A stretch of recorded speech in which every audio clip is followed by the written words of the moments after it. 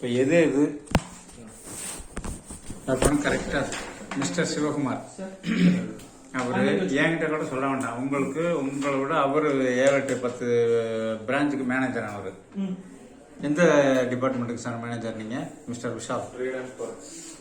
அப்போ இவர்கிட்ட சொல்லிடுங்க, நீங்கள் 2 பேரும் டிஸ்கஸ் பண்ணிட்டு எது இதில் சைன் பண்ணணும், அது எந்த சைனில் நோட்டரி வாங்கணுங்கிறது தெளிவாக சொல்லிடுங்க. ஏன்னா 3 வாட்டி வந்து கிட்டத்தட்ட 3 டேஸ் எனக்கும் வேஸ்ட்டு. உங்களுக்கு தெரிஞ்சிச்சோ தெரியலையோ என்னமோ தெரியல, இனிமே விட்டுருங்க. இனிமே ப்ராப்பராக பர்ஃபெக்டாக எனக்கு சொல்லிடுங்க. இப்பவே எனக்கு கிட்டத்தட்ட ஒரு 15-20,000 ரூபாய் loss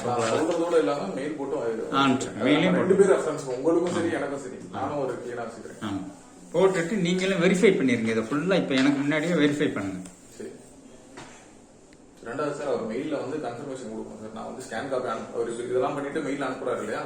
original will be submitted within ஒரு எவ்வளவு நாளோ, ஒரு 10 நாளோ இல்ல 12 நாளோ போட்டு ஒரு 15 டேஸ் எடுத்துக்கோங்க. சேஃப்டிக்காக சொல்றேன். ஆகாது, அவ்வளவு நாள் ஆகாது. பட் நான் 15 டேஸ் 3 நாள்ல வரட்டும். அதான் சொல்றேன், நான் ஒரு அதிகபட்சம் நான் வச்சுக்கிறேன். 3 நாள்ல வரட்டுங்க. போடுறது 15 நாள் போடுவோம். பாருங்க, இடையில 15 பிளைட் இந்த கொரோனா மாதிரி அதுவும் எல்லாத்தையும் எல்லா பிளைட்டும் இதாகி போச்சுன்னா போற கொரியர் பிளைட் எல்லாம் பெஸ்ட் ஆயிடுச்சுன்னு வச்சுக்கோங்க. சாஃப்ட் காப்பி நீங்க வேர்ட் டாக்குமெண்ட் இதுவும் நீங்க அனுப்பிடுறீங்க. சரியா? அவர் சைன் பண்றாரு. பிரிண்ட் எடுத்து சைன் பண்ணுவோம். பிரிண்ட் எடுத்து சைன் பண்ணி ஸ்கேன் பண்ணி நமக்கு அனுப்புறப்பல. அப்ப இந்த சைன் உங்களுக்கு எப்படி ஸ்கேன் காப்பியில அவருக்கு ஏன் இது ஒரிஜினல் வராது? இல்ல, ஆக்சுவலா நான் என்ன சொல்றேன்னா 2 காப்பியா கொடுக்க சொல்றேன். இதையும் சைன் பண்ணிட சொல்லுங்க. ஓகேங்களா? இத சைன் பண்ணி ஜஸ்ட் எனக்கு இப்ப அனுப்ப சொல்லுங்க அக்கவுண்ட் ஆக்டிவேஷனுக்கு.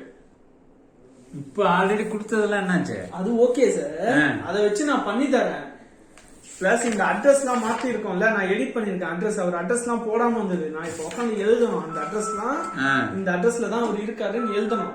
சரிங்களா? அதுக்கு நான் இங்க அப்டேட் இதெல்லாம் போடணும். ஓகேங்களா? என்ன அப்டேட் போட போறீங்க? கையில பென்ல எழுதனா நான் அப்டேட் பண்ணேன். ஓ, இந்த இடத்துல ஒரு கரெக்ஷன் இருக்கு. ஓகேங்களா? இந்த இடத்துல நான் ப்ளூ பென்ல கவர்மெண்ட் ஆஃப் இந்தியா இருக்குல்ல, இந்த இடத்துல எதனா புள்ளி வச்சு ப்ளூ பென்ல எழுதிட்டேன்னா அதுக்கு நான் அப்டேட் வைக்கணும் லோக்கல்ல. அந்த மாதிரி கரெக்ஷன் பண்ண கூடாது.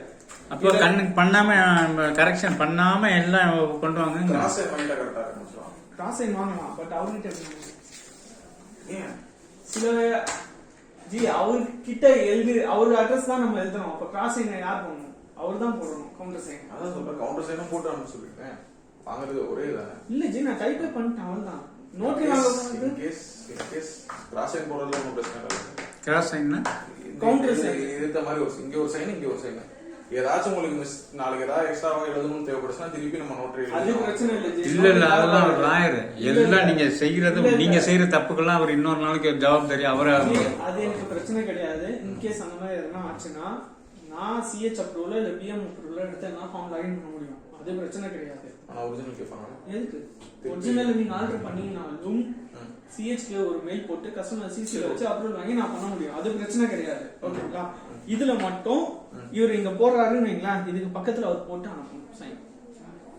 இப்ப நேத்து வந்து எல்லாத்தையும் நானே வாங்கிட்டேன், மறுபடியும் சைனுங்கிறீங்க. இல்ல சார், நான் எதுக்கு இது உங்களை போட சொல்றேன் அப்படின்னா, நீங்க போட்டதுக்கு பக்கத்துலதான் அவரு போடணும். ஓகேங்களா? கன்ஃபியூஸ் ஆகுறாரு அவர் கொஞ்சம். அதனாலதான் நான் யாரு கன்ஃபியூஸ் ஆகுறாரு? அவரு லாயர் கன்ஃபியூஸ் ஆகுறாரு. நீங்க ஆகுறீங்களா? உங்களுக்கு தெரியலையா?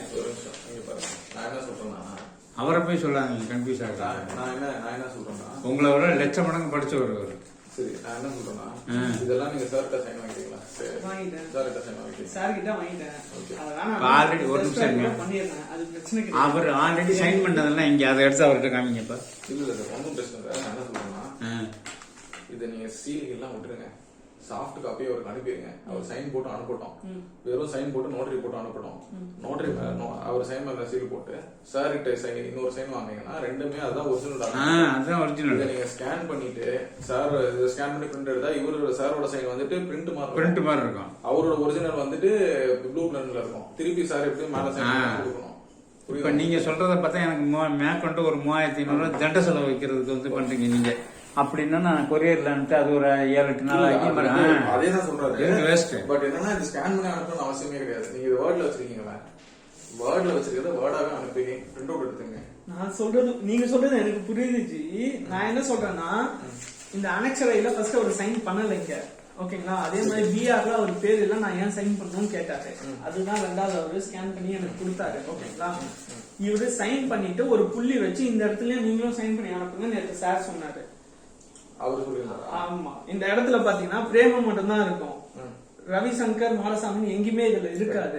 பட் ஆனா என்னன்னா, நீங்க பேங்க் அக்கௌண்ட் ஓபன் பண்றதுனால சிங்கிளில ஓபன் பண்றதுனால பிஆர்ல மட்டும் எத்தனை டைரக்டர்ஸ் இருக்காங்களோ அத்தனை டைரக்டர் சைன் பண்ணணும். ஓகேங்களா? சாரோட சைன் வேணும், அவரோட சைன் வேணும். என் பேரே இல்லையே, நான் ஏன் சைன் பண்ணணும் சொன்னாரு. இதுல ஒண்ணு அவர் போடல, சைன் பண்ண விட்டுட்டாரு. இல்ல நம்ம சொல்லல, அதனால விட்டுட்டாரு. புள்ளி வச்சு கொடுத்தோம் சார். சரி, ஓகே. அதுக்கு அந்த கன்ஃபியூஷன்லாம் அவாய்ட் பண்றதுக்காக தான் நான் போட்டு கொடுத்தேன். வேற ஒண்ணும் கிடையாது. எனக்கு ஒண்ணும் இல்ல. இவர் இங்க போட்டிருக்காருன்னா இது பக்கத்துல போட்டு இந்த இடத்துல எல்லாம் பிரிண்ட் எடுத்து இவர் போட்டிருக்கிறது பக்கத்துல ஸ்கேன் பண்ணி அனுப்ப சொல்லுங்க அவரை. அதுவே போதும். அதை வச்சுட்டு இவர்கிட்ட நான் சைன் வாங்கிட்டேன். இல்ல வர டாக்குமெண்ட்ல இவர்கிட்ட சைன் வாங்கிட்டு நான் அப்படியே அனுப்பிச்சு விட்டுறேன். இதை நம்ம எதுவுமே இல்லாம கொரியர்ல அனுப்பணும்ல அவரு. ஆமா சார், இத பெருசா பிரிண்ட் எடுத்து சைன் பண்ணி நோட்டரி போட்டு அனுப்பிட்டோம் சார். அப்ப சார் அது என்ன சொல்றேன், ஏன்னா இப்ப அனுப்பிச்ச கொரியர் ஆல்ரெடி வந்துருச்சா இல்லையா? அது வச்சு ஆல்ரெடி வந்ததை நோட்டரியில சைன் பண்ணி அனுப்பிச்சா என்னன்னு கேக்குறேன் சார். நோட்டரி அது இல்லன்னா நோட்டரி இல்லாம அது ஒண்ணுமே பண்ண முடியாது இல்லையா? அதான பிரச்சனை. சொல்ற காலங்க தலைவரை ஆல்ரெடி போட்டு அனுப்பிச்சதெல்லாம் ஓகே தானே? அதை வச்சு நம்ம ஒன்றும் பண்ண போறது இல்லை சார். ஒரிஜினல் வச்சு ஒன்றும் பண்ண போறதே கிடையாது. ஒரிஜினல் நீங்களே வச்சுக்கோங்க. ஒரிஜினல் கொரியர்ல அனுப்ப சொல்றேன். வந்தது அனுப்பிச்சது சொல்றீங்களா? இப்போ உங்களுக்கு நோட்டரி போட்டு தானே அவர் அனுப்பணும். இப்போ ஆல்ரெடி அனுப்புனது தானே அவர் நோட்டரி போட்டு அனுப்ப சொன்னீங்க. இத்தனை வரைக்கும் பேசிக்கிட்டு இருந்தது. இப்போ இது எல்லாம் எதுக்கு ரெண்டாவதுன்னு கேக்குறேன். நீங்க எடிட் பண்ணது மட்டும் இது பண்ணிருக்கீங்களா? ஒண்ணு மட்டும் எடிட் பண்ணது 3. அப்புறம் இந்த பிசினஸே உங்களால கெட்டு போயிடும். உங்களால நான் மட்டும் இல்ல, இந்தியாவே கெட்டு போயிடும் உங்களால. ஒண்ணு என்ன எடிட் பண்றீங்க? சிங்கிளி மாத்திருக்கேன். அதுவும் அதுலயும் சிங்கிளி தானே. ஆமா, சிங்கிளி இருந்தது. ஒரு ஒய் விட்டுருந்தேன். நான் அந்த ஒய் ஆட் பண்ணிட்டேன். இந்தாங்க பக்கா. Hello, yes. இது ரெண்டுத்துல மட்டும். ஆமா, யாரு? இது எதுவுமே தேவையில்ல. சென்ட் நான் அனுப்பிச்சிருக்காரு மீதி எல்லாத்தையுமே. சார் ஒரு 5 minutes எந்த பிரான்ச்ல இருந்து பேசுறீங்க? ஒரு 10 minutesல கூப்பிடுறேன் சார். Middle of meeting. கடவுளே. இப்போ என்ன கரெக்டா சொல்லுங்க. சொல்லுங்க சார். ஸோ அந்த மூணு எடிட் பண்ணிருக்கீங்க. அவர் சொல்றது உங்களுக்கு புரியுதா? புரியுது. ஒரு நிமிஷம் சொல்லுங்க. சிங்கிளி பிஆர்ல சிங்கிளி விட்டுட்டீங்க. ஒரு ஒய் விட்டது, அது கூட பிரச்சனை இல்ல. பட் இருந்தாலும் நான் ஒரு சேஃப் அது விட்டேன் இது விட்டேன்னு இல்ல. அவர் சிங்கப்பூர்ல இருக்கவங்க 100க்கு 500% சட்டத்தை மதிக்கிறவங்க. எழுத்துப்பிழை லொட்டு லுசுக்கெல்லாம் இது விட்டீங்க வேற. பக்கா. ஓ, அப்ப இதெல்லாம் அனுப்பலையா அவருக்கு? அனுப்பிச்சிருக்கோம் சார். அனுப்பலன்னு இல்ல, அனுப்பிச்சிட்டு அதுதான் செகண்ட் சைன் பண்ணி ஸ்கேன் பண்ணி அனுப்பிச்சிருக்கீங்களே. அப்புறம் என்ன காப்பி தான் மறுபடியும் எதுக்கு சைன் வேணும் உங்களுக்கு? இந்த இடத்துல போடல ரவி மாரசாமி. அந்த காப்பி வரல. அப்ப நீங்க அனுப்பலையா? அனுப்பிச்சது 5. நான் இப்பவும் சொல்றேன், ஓபன் பண்ண மெயில அந்த இதை ஃபுல்லா ஓபன் பண்ணி பாருங்க. இங்க என்ன பிரிண்ட்ல இருக்கோ அது அப்படியே அந்த மெயில்ல இல்ல. அவர் சைன் பண்ணி அனுப்பலன்னு சொல்றீங்க. அது சொல்லுங்க. இது அவர் அனுப்ப மறந்துருக்காரு சார். இது அவர் சைன் பண்ணி அனுப்பல. ஒண்ணு அவர் விட்டு போச்சு அதுல. ஆமா, நீங்க அது இருக்குன்ற மாதிரி சொல்லிருக்கீங்க. சரி, ஓகே. அடுத்து 3வது இதெல்லாம் கூட அமிஸ்டர். பக்கா கூட அமிஸ்டர். இதெல்லாம் அமிஸ்டர். இது வந்து அது ஒண்ணு விட்டு போச்சு. அது ஒண்ணு ஃபட்கால ஏதோ எடிட் பண்ணாங்களே. எது இல்ல போட்டு அமிஸ்டர் பக்கா. சரி, ஓகே. ஃப்ரெண்ட் சைடு இல்லையான்னு கூட கேட்டீங்க. Friend side sign sir. இது வந்து அவர் அனுப்ப மறந்துருக்காரு சார். இது ஒண்ணு. இவர் வந்து அவர் சைன் பண்ண அனுப்புவாங்க. இது வந்து அவர் சைன் பண்ணல. கரெக்டா சார்? சைன் பண்ணி அனுப்பல. இதுல வந்து இதுல இன்னொரு வாட்டி வாங்கிக்கலாம் சார். இது 2 மட்டும் ஒரு புதுசா சைன் பண்ணி தர மாதிரி இருக்கும். மிச்சம் எல்லாத்தையும் ஒரு நோட்டரி சீல் பண்ணி போட்டா போதும். அப்ப எல்லாத்தையும் எனக்கு இமெயில எனக்கு ஒரு சிசி பண்ணுங்க. விஷால் அவர் பேருக்கும் எனக்கு சிசி பண்ணுங்க. நான் உடனே அவருக்கு அனுப்பிச்சிடறேன். இதை வந்து நான் அவருக்கு ரெஃபரன்ஸுக்கு இந்த போட்டோ எடுத்து அனுப்பிச்சிருக்கேன். ஐயா, நான் இந்த சைடு போடுறேன், நான் நீங்க போட்டு அனுப்பிச்சிருக்கேன், நான் இங்க சீல் போட்டுக்கிறேன். கரெக்ட். அதுக்கப்புறம் நீங்க உங்க சைடுல இருந்து ஒரு சைனை போட்டு மொத்தமா க்ளோஸ் பண்ணி முடிச்சிடலாம். ஆமா, மெயில்லயே அனுப்ப சொல்றேன். சொல்றேன்னா நீங்க இது பண்றதெல்லாம் ஓகே சரியா? நீங்க அவர் வரட்டும், சைன் பண்ண டாக்குமெண்ட்லாம் வரட்டும், சீல் எல்லாம் மறந்துடுங்க, சைன் பண்ண டாக்குமெண்ட்லாம் வரட்டும். இப்போ இதுமே ரெஃபரன்ஸிங் நீங்க அனுப்புறீங்க அவர் சைன் பண்றது கரெக்டா? அவர் வந்து புதுசா ஒரு இதுல வந்து புதுசா சைன் பண்ணி அனுப்ப போறாரு. அவர் இந்த சீலுக்கு நடுவுலாம் சைன் பண்ண போறது இல்ல, இது ரெஃபரன்ஸுக்கு அனுப்புறீங்க. அவர் சைன் பண்ணி அனுப்பிச்சதுக்கு அப்புறம் சீல் வச்சுட்டு சார்கிட்ட வந்து சீல் போட்டு அந்த நோட்டரி எல்லாம் இருக்கும் அதுலயே, அதை எடுத்து நம்ம போயிட்டு கொடுத்து அந்த ரெஃபரல் க்ளோஸ் பண்ணி அக்கௌண்ட் ஆக்டிவ் ஆக்க போறோம், நார்மல் அக்கௌண்ட் ஆக்க போறோம், அவ்வளவுதான். இப்போ அவர் இதுல எல்லாம் சைன் பண்ணி மெயில்ல அனுப்பிச்சுடுறாரு. அவர் இது வரைக்கும் சைன் பண்ணது இல்லாம நான் இப்பவும் சொல்றேன், இது கூட அந்த ப்ரூஃப் வச்சிருக்காரா கேளுங்க, அந்த ஐடி கார்டு, இந்த ஐடி கார்டும் வேணும் இது கூட, ஏன்னா இது வரல இன்னும். எது சைன் பண்ணது? ஐடி கார்டு சைன் பண்ணி காப்பி வரல ஜி. அப்படியா? சரி, நேத்து கொடுத்தனே சைன்டு காப்பி வரல, இது நீங்க அனுப்பல. அது ஐடி கார்டு தரல சார் எனக்கு இன்னும். நீங்க இது ஜஸ்ட் எனக்கு எழுதுறதுக்கு எடிட் பண்றதுக்கு மட்டும் தான் கொடுத்தீங்க, என்னோட ரெஃபரன்ஸ்க்கு தான் கொடுத்தீங்க. 11/6 இருக்கு நினைக்கிறேன். இதுல ஒரு பாஸ்போர்ட் கொடுத்தீங்க ஓகேங்களா, பட் இதுல தான் அட்ரஸ் இருக்கு, இந்த அட்ரஸ் தான் நான் மென்ஷன் பண்ண முடியும்னு சொன்ன உடனே நீங்க என்ன சொன்னீங்க, அவர்கிட்ட இந்த ஐடி கார்டும் சேர்த்து எனக்கு அனுப்பிச்சு விடுங்கன்னு சொல்லி சொன்னீங்க. இது அனுப்பிச்சிருக்காங்க, ஒரு வாட்டி கிராஸ் செக் பண்ணிக்கோங்க அவர்கிட்ட. மெயில்ல பார்த்தா தெரிஞ்சு போயிடும், நான் தான் உங்களுக்கு மெயில் அனுப்பிச்சேன் பாருங்க. இது மட்டும் வரலையா? அது வரல. சரி சரி, இப்போ கரெக்டா சொல்லுங்க, அப்படியே வாங்க. என்னென்னத்துல அவர் எத்தனை காப்பியில சைன் பண்ணி அனுப்பணும், அது உடனே எனக்கு மெயில் அனுப்புங்க, அவருக்கு அனுப்பிச்சிடுறேன். அனுப்பி அவர் வந்து இமெயில் அனுப்பிச்சிடுவார், நான் அதில் சைன் பண்றேன். ஆமா சார், நான் என்ன சொல்றேன்னா, என்ன இதுவோ சார், எடிட் பண்ண காப்பி ஒரு எடிட் பண்ற டாக்குமெண்ட்லாம் எடுத்து போறாரு, அனுப்புறதுக்கு முன்னாடி ஒரு வட்டம் எப்படியும் ஸ்கேன் காப்பி வச்சு தான் ஓபன் பண்ண போறோம். ஆமா, ஸ்கேன் காப்பி அனுப்பட்டும், ஓகேன்னு ஒரு மெயில போட்டோம், நான் சிசில இருக்கேன், எல்லாரையும் சிசில வச்சிடறேன், ஓகேன்னு அனுப்பிச்சதுக்கு அப்புறம் கொரியர் அனுப்புனா போறோம். கரெக்டா? இது பண்ணாலே நமக்கு எல்லா பிரச்சனையும் முடிஞ்சிடும். இவர் ஓகே கொடுத்துட்டதுக்கு அப்புறம் ஒரு இமெயில் கொரியர் பண்ணா போறோம். அந்த 15 நாள் டைம் வாங்குறது என்னோட பொறுப்பு. சரி, இப்ப எத்தனை இது இப்ப நீங்க எடுத்துட்டு வந்தாலும் ஒரே சிங்கிள் மெயில சிங்கிள் ஃபோல்டர்ல இருக்கா? உடனே அனுப்புங்க. சிசி அதையும் சேர்த்து அட்டாச் பண்ணுங்க. எதுல கையெழுத்து வாங்கணுமோ எல்லாம் இது மட்டும் இருக்காது, இது மட்டும் இருக்காதுன்னு அப்புறம் போயிட்டு வந்தோம்னா கொரியர் அனுப்பணும்னா மறுபடியும் 10,000 ரூபாய் 15,000 ரூபாய் செலவு பண்ணி எல்லாம் அனுப்பிட்டு இருக்க முடியாது. போட்டோ 2 போட்டோ தேவைப்படுமா? இல்ல, இவரது 1, அதாவது அனெக்சர் ஐ எல்லாத்தையும் ஒரே ஃபோல்டர்ல போடுங்க. எது இதுல அவர் சைன் பண்ணணும், அது அனெக்சர் அவர் மட்டும் சைன் பண்ணா போதும். INC 20 இல்லல, வாங்கிட்டேன், நான் வாங்கிட்டேன், இன்னொரு காப்பி வாங்கிட்டேன் அவர்கிட்ட. மொத்தம் எடுக்க வேண்டியது இது மட்டும் தான். இது எந்த டாக்குமெண்டேஷன் மிஸ்டர் சிவகுமார் உங்கள்கிட்ட ஒரே ஃபோல்டர்ல எல்லா அவர் ரவி சார் வந்து எது கையில் பண்ணணும், ஒரே ஃபோல்டர் கூட இருக்கணும். நான் அதை வந்து எக்ஸ்பிளைன் பண்ணி இதெல்லாம் வந்து ஒரு போட்டோ எடுத்து வரணும் நான் அனுப்பிச்சிடறேன். ஆனா எல்லாம் ஒரே ஃபோல்டர் கூட இருக்கணும். 2 இது சார். ஒண்ணு வந்து ரவி சார் வந்து டாக்குமெண்ட்ஸ் என்னென்னலாம் சைன் பண்ணணும்ன்றது ஒண்ணு இருக்கு. ரெண்டாவது அவர் சைடுல இருந்து என்னென்ன டாக்குமெண்ட் வர வேண்டியது இருக்குன்னு மெயில் ஒன்னு ஃபார்மேட்டா அனுப்பிடுறேன், அட்டாச்மெண்ட் போட்டு அனுப்பிடுறேன். இன்னொன்னு வந்து என்னென்ன அவர் கொடுக்கணும்ன்றதும் அனுப்பிடுவாரு. என்ன சார், அது வந்து நான் நோட்டை கிளாரிபிகேஷனோட கேட்டுட்டு உங்களுக்கு ஒரு 3 மணிக்குள்ள அனுப்பிட்டா சார். நான் என்ன சொல்றேன், அந்த நோட்டரி மட்டும் நான் கிளாரிபிகேஷன் எடுத்துட்டு என்னென்ன டாக்குமெண்ட், இந்த நோட்டரி டாக்குமெண்ட் என்னன்றதை நான் இன்னொரு வாட்டி சிவா சொல்றாரு ரைட்டு, நான் இன்னொரு வாட்டி பேக் எண்ட்லயே ஒரு வாட்டி பேசிட்டு, ஏன்னா ப்ராசஸிங் CPU ப்ராசஸிங் ஒன்று இருக்கு, அண்ணா சாலையில வந்து இருக்காரு அந்த டீம். அவங்க நேரடியா போய் பேசணுமா போன்ல பேசணும்? நான் போன்ல அடிச்சு மெயில வாங்கி கேட்டுக்கிறேன். நான் மெயில் போட்டு உடனே நான் உட்காந்துருக்கேன் கேளுங்க.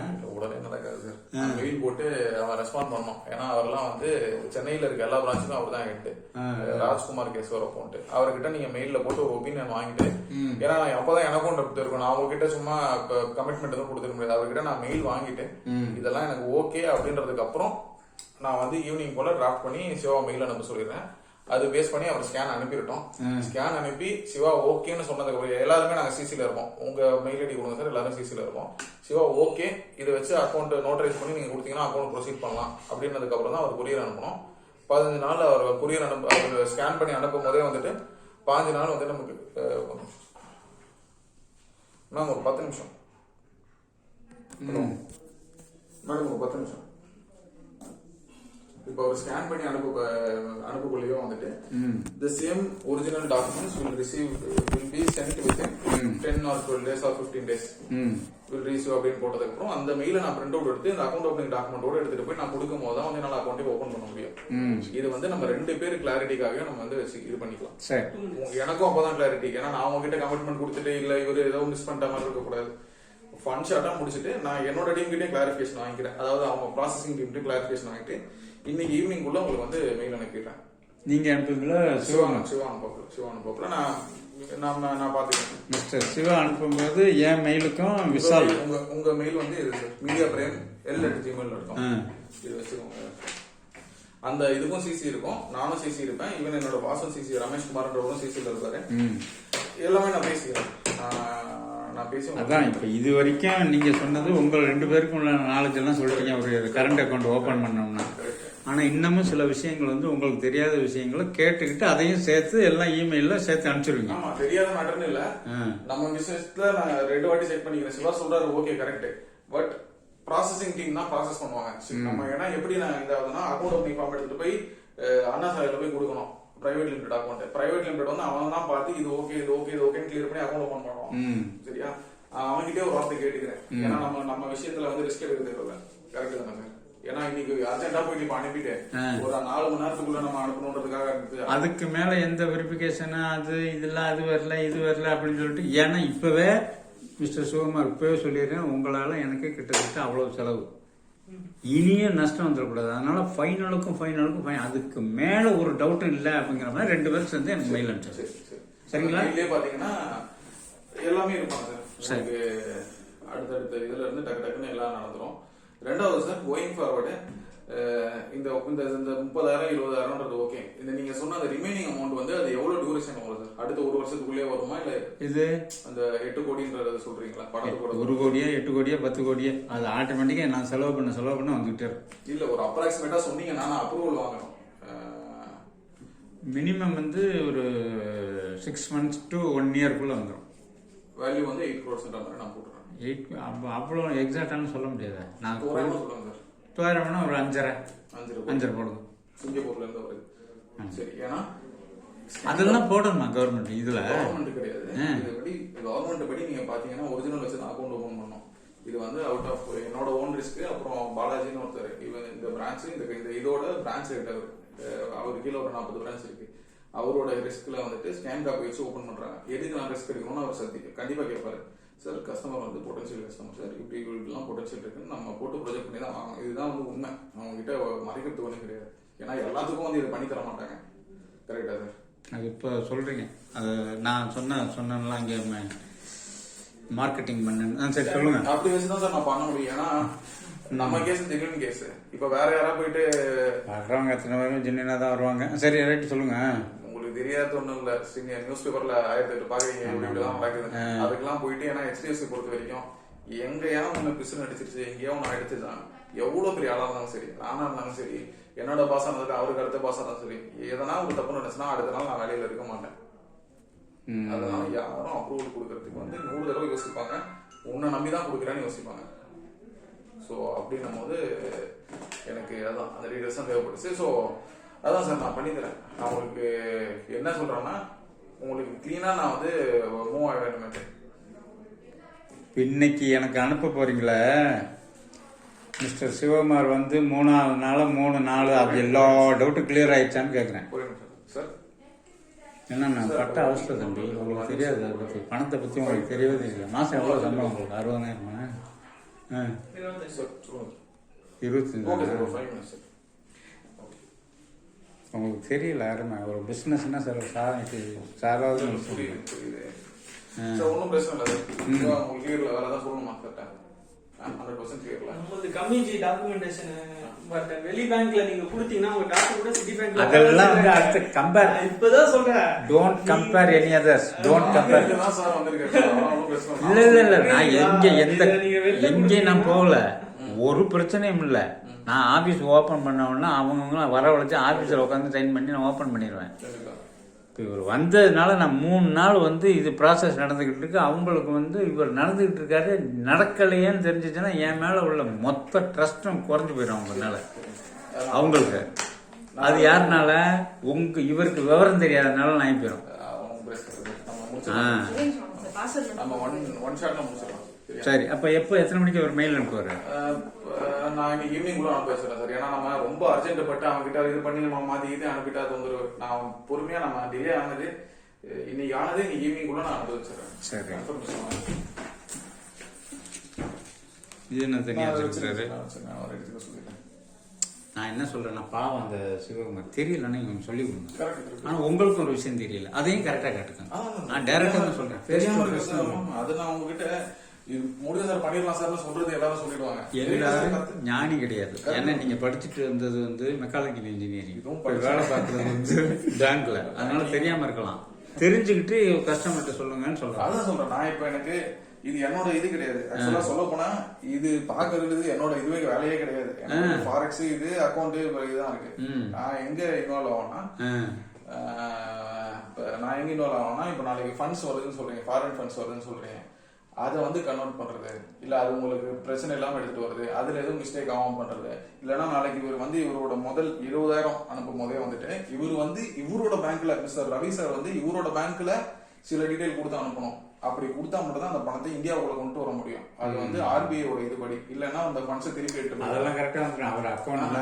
அதுக்கு வந்து என்னோட ஹெல்ப் அவர் கண்டிப்பா தேவைப்படும். என்னென்ன அனுப்பணும், என்னென்ன டீடைல்ஸ் போட்டு அனுப்பணும் அப்படின்றது வந்து ரவி சார் வந்து இந்த அவர் பேங்க்குக்கு அனுப்பும் போதே கொடுக்கணும் அப்படின்ற மாதிரி அதெல்லாம் தேவைப்படும். ஸோ அதெல்லாம் நான் வெயிட் பண்றேன் சார்.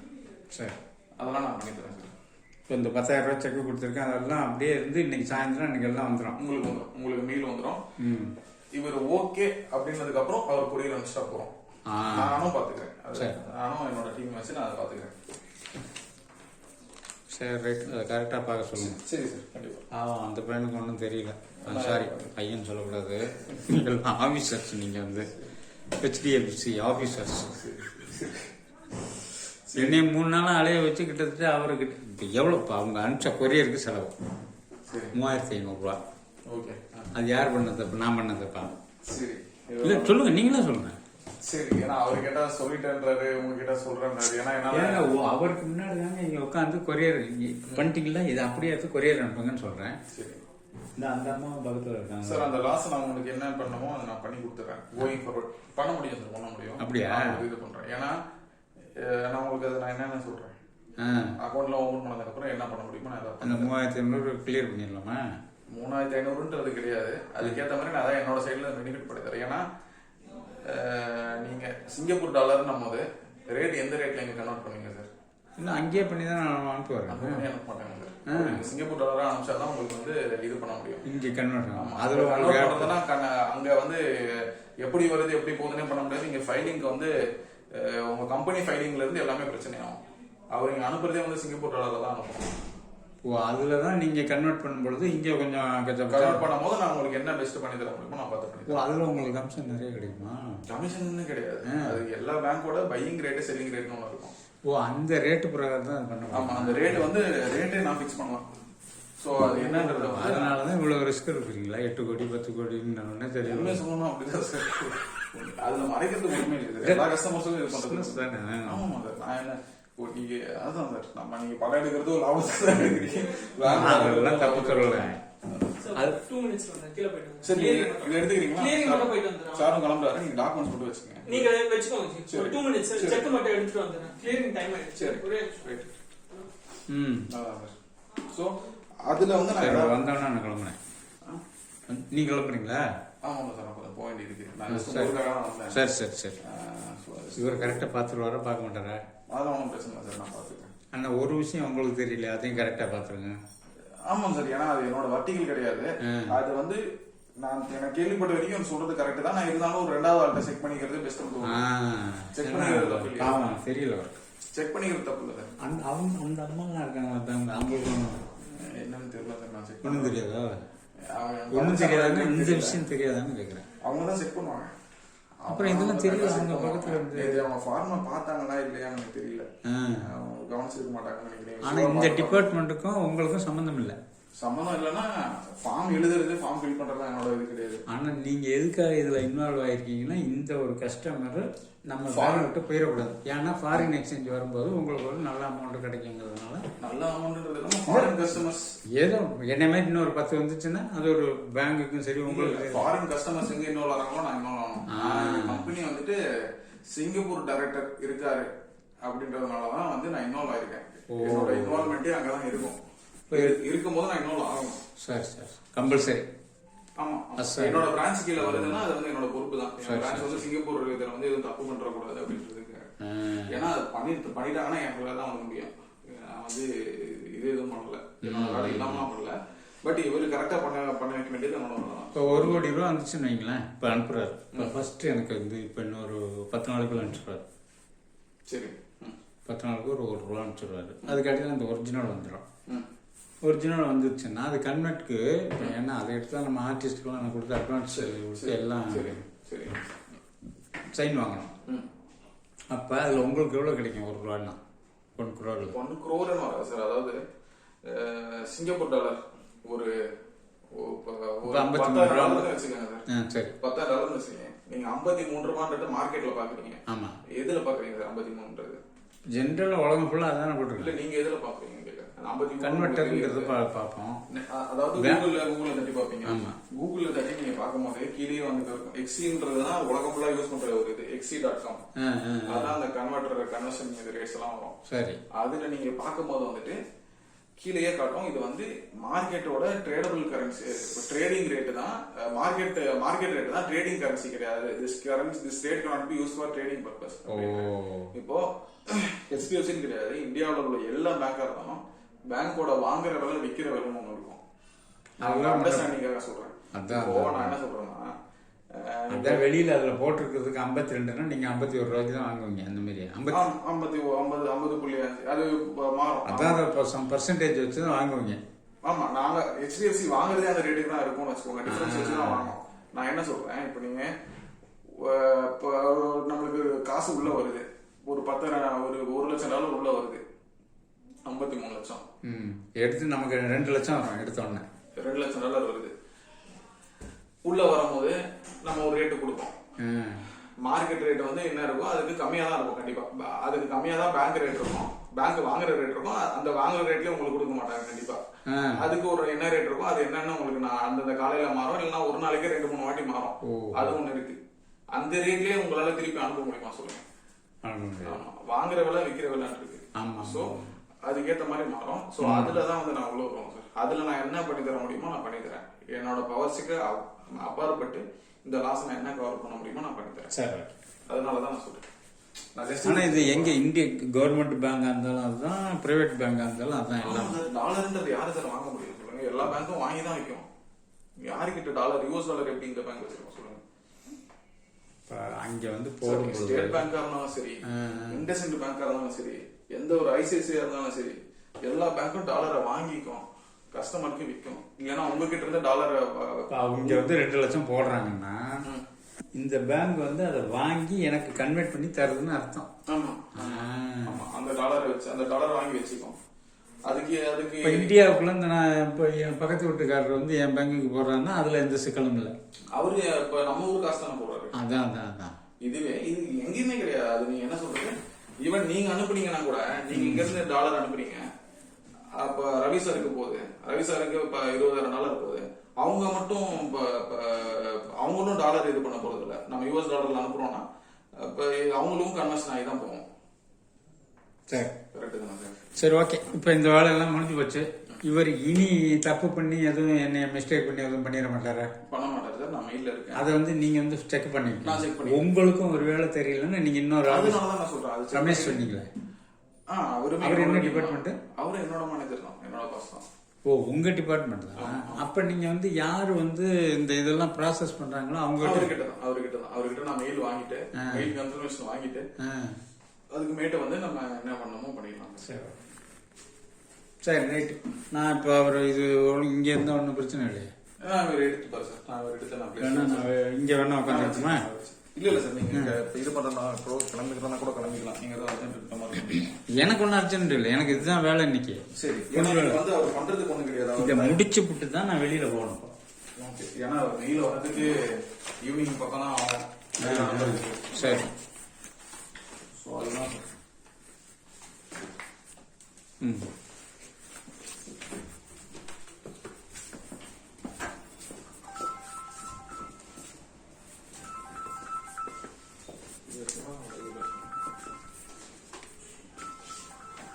நான் அவர் வந்தோடனே அதை எடுத்துக்கன்னு சொல்லிட்டு கிளம்புறேன். சரி. ஏன்னா அவர் மேல அவ்வளவு நம்பிக்கை எனக்கு.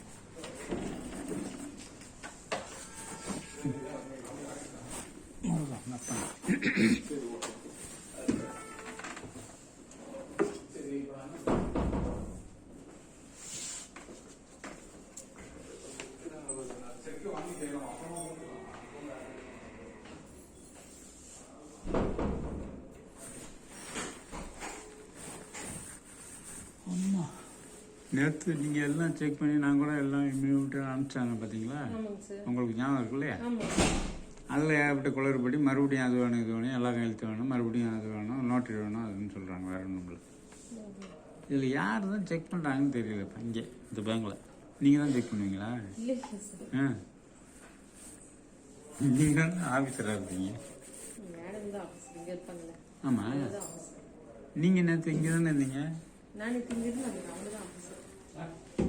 உங்க பேர் தானே தீபா மேடம்? தீபா வந்து இங்க உட்கார்ந்தாங்க. அவங்க தான். உங்க பேரு? சிந்துஜா.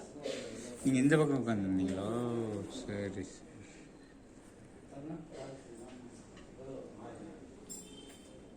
அவங்க இன்னைக்கு தானே இப்ப வெளில போயிருக்காங்க சார், வந்துருவாங்க. அப்ப அவங்க செக் பண்ணி சொல்லிடுவாங்க. அப்ப இவர் வந்து அவங்க கிட்ட செக் பண்ணிட்டு என்கிட்ட சொல்லிருக்கலாமே.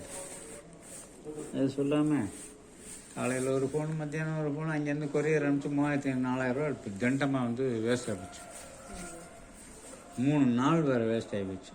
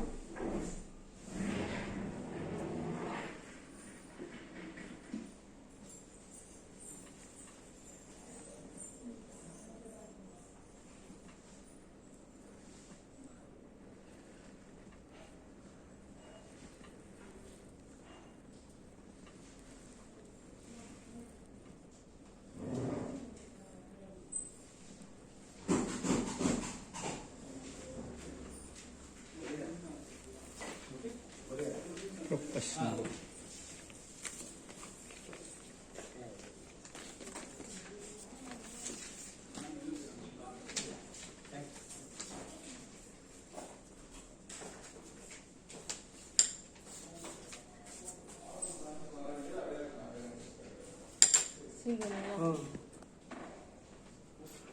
சில அவர்கிட்ட வாங்கிக்கோ.